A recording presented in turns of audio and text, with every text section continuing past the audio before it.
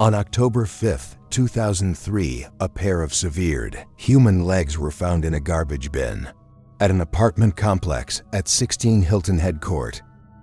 In Rancho, San Diego, no other body parts were found at the scene. A coroner determined that the legs belonged to a woman who had been a victim of a homicide.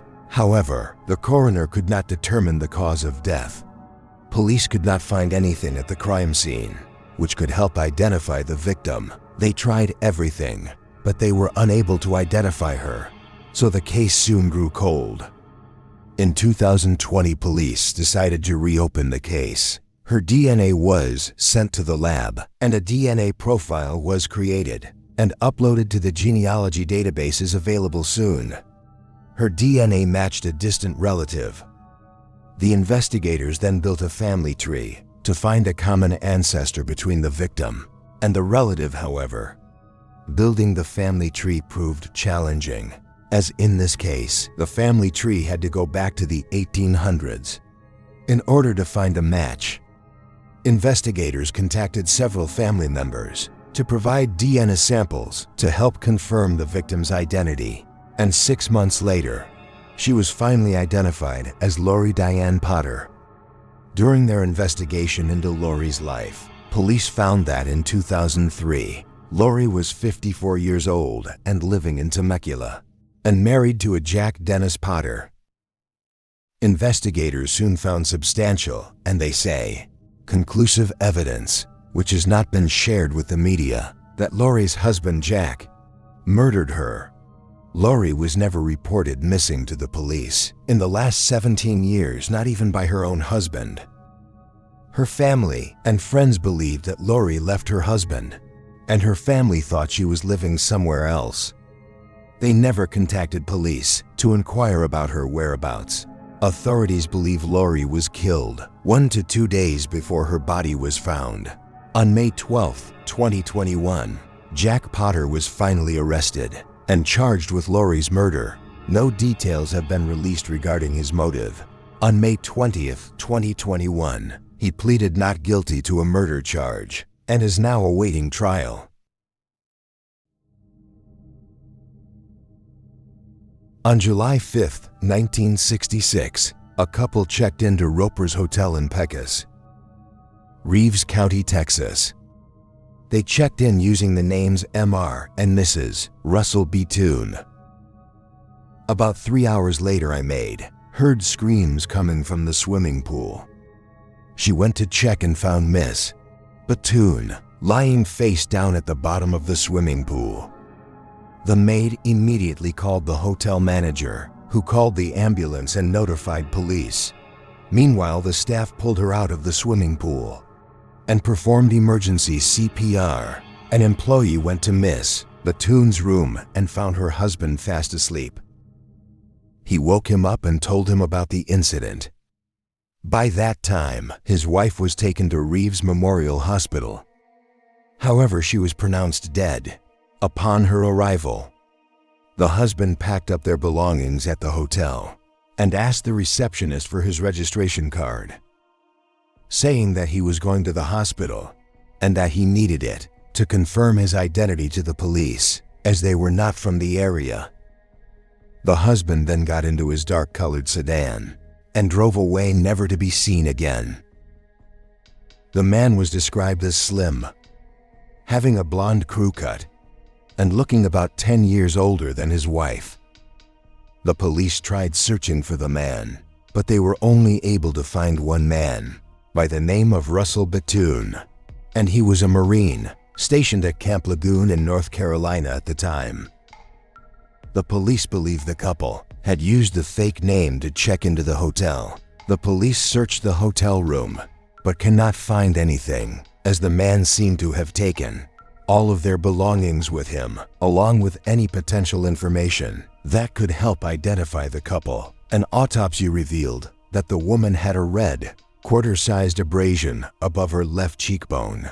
However, it is unclear if the abrasion was there before her body was taken out of the pool, or if it occurred during her attempted rescue while she was being taken out. There was no other sign of foul play, and her death was ruled an accidental drowning. It appeared she was alone when she drowned. The woman was estimated to be between the ages of 17 and 20 years old. She was 5 foot 4 inches tall and weighed 130 pounds. She had long brown hair, brown eyes, and had an olive complexion. The coroner also found 2 words written on the sole of her right foot. With a ballpoint pen, the word Joe and the word lean. Police tried everything to find the woman's identity. Her case was published in the newspaper, and the police received several tips, but none were fruitful. Many local residents raised funds for the woman's funeral, and the funeral director donated a casket. She was buried at the Fairview Cemetery with a headstone which read, "Unknown girl drowned."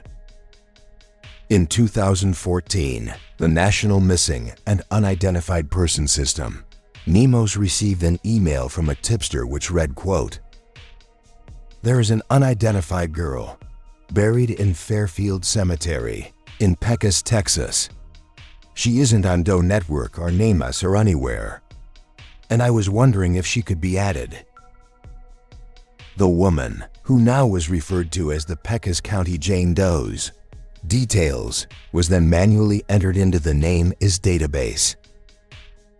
In 2019, the regional director of NEMOS was going through the Pecos County Jane Doe entry list when he realized that, even though her death certificate said she was 19 years old at the time of her death, it was possible that the Pecos County Jane Doe was actually a minor.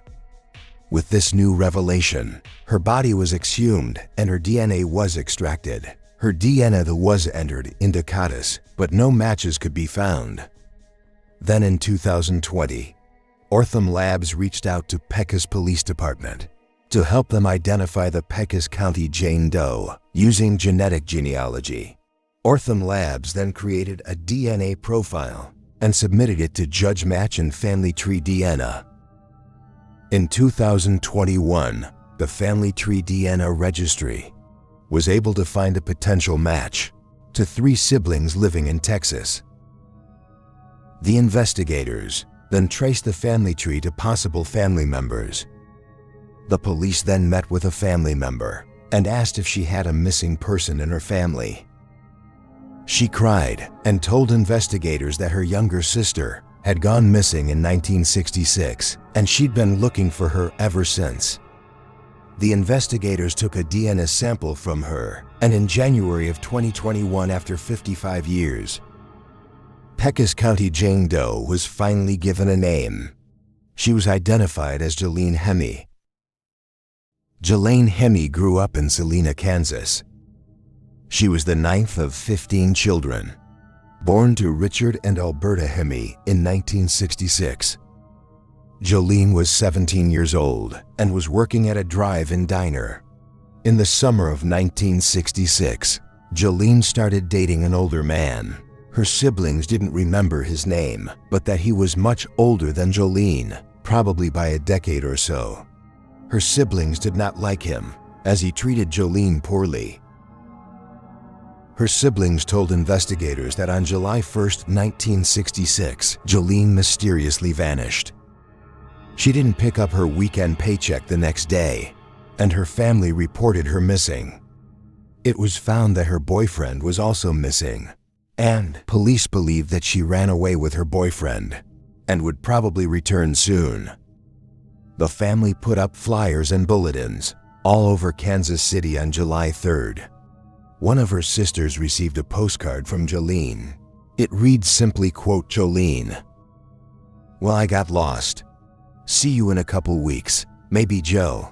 Her family does not believe that it was Jolaine's handwriting, and moreover, no one in the family called her Joe. Her siblings believe the unknown man had something to do with her death, as Jelaine did not know how to swim and would have never gotten in the pool alone. It is unclear if the unknown man is involved in her death, but police would like to speak with him. Jolaine's death certificate has been changed to include her name, and her family is hoping to get her remains moved to Kansas, where she can be properly buried alongside her parents.